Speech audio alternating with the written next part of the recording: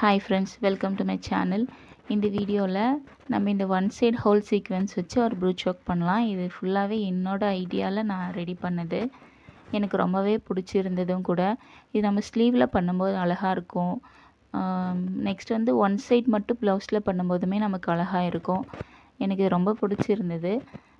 Next வந்து இந்த நம்ம லீவ் ஒன் சைட் ஹோல் சீக்வென்ஸை வந்து ஃபோல்டு பண்ணிக்கிறோம். இது நான் உங்களுக்கு பழைய வீடியோவில் நான் சொல்லியிருப்பேன். ரவுண்ட் ஷேப்பில் இருக்கும். அதை நம்ம சென்டரில் வந்து ஃபோல்டு பண்ணணும், ஈவனாக வச்சு ஃபோல்டு பண்ணணும். ஃபோல்டு பண்ணுறதுக்கு முன்னாடி ஃபோல்டு பண்ணிவிட்டு அதுக்கப்புறம் நம்ம என்ன பண்ணுறோன்னா ஒரு சர்க்கிள் போடுறோம். சர்க்கிள் போட்டுட்டு அதுக்குள்ளே ஒரு குட்டி சர்க்கிள் போடுறோம். இப்போ ஃபஸ்ட்டு போட்டிருக்க ஒரு சர்க்கிளில் கீழேருந்து ஊசியை விட்டு எடுத்து ஒரு ஒன் சைட் சீக்வென்ஸை ஊசிக்குள்ளே விடுறோம். அப்புறம் 3 சுகர் பீடு, அதுக்கப்புறம் வந்து ஒரு ஒன் சைடு லீவ் சீக்வென்ஸ் கொடுத்துட்டு ஒரு டியூப் பீட் கொடுக்குறேன். கொடுத்துட்டு நம்ம உள்ளே ஒரு செகண்ட் சர்க்கிள் போட்டோம் பார்த்திங்களா, அந்த வட்டத்துக்கு அந்த லைனில் நம்ம ஊசியை விட்டு கீழே எடுக்க போகிறோம். அப்படி தான் இது ஃபுல்லாகவே நம்ம மேக் பண்ணுறோம். ஃபஸ்ட்டு போட்ட சர்க்கிளில் நம்ம கீழேருந்து ஊசியை குத்தி எடுத்துடுறோம். எடுத்துகிட்டு ஒரு ஒன் சைடு லீவ் சீக்வென்ஸ் 2 இல்லை 3 சுகர் பீட் எடுத்துக்கிறோம்.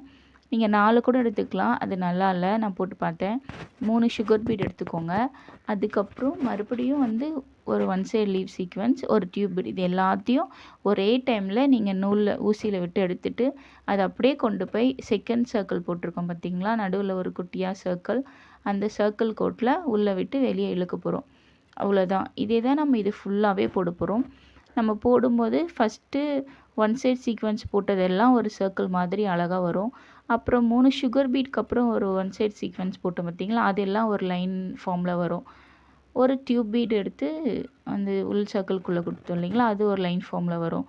எல்லாமே ஒரே டைமில் தான் கோர்த்து நம்ம ஊசியை வந்து நூல் அந்த கிளாத்துக்குள்ளே கீழே குத்தி எடுக்கிறோம்.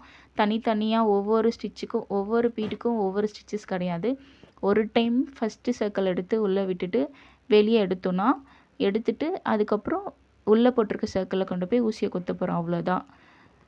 இதுக்கப்புறம் சென்டரில் வந்து அதே மாதிரி ஒயிட் கலரில் நம்ம sugar bead white colour pearl bead கொடுக்குறோம். பேர்ல் பீட் கொடுத்துட்டு நெக்ஸ்ட்டு நான் சர்க்கிள்குள்ளே ஸ்பேஸ் இருக்குது இல்லைங்களா, நம்ம குட்டி சர்க்கிள் போட்டோம். அந்த சர்க்கிளில் தானே நம்ம ஃபைனலாக கொண்டு போய் ஸ்டிச்சஸ் கொடுத்தோம். அப்போ நடுவில் நமக்கு இடம் இருக்கும் இல்லைங்களா, அந்த ஸ்பேஸில் வந்து பேர்ல் பீடும் ஒரு சுகர் பீடு கொடுத்துருக்கேன். இது ட்ராப் பீட் பாருங்கள், நம்ம ட்ராப் பீட் கொடுத்து சுகர் பீடுமே நான் கொடுத்துருக்கேன்.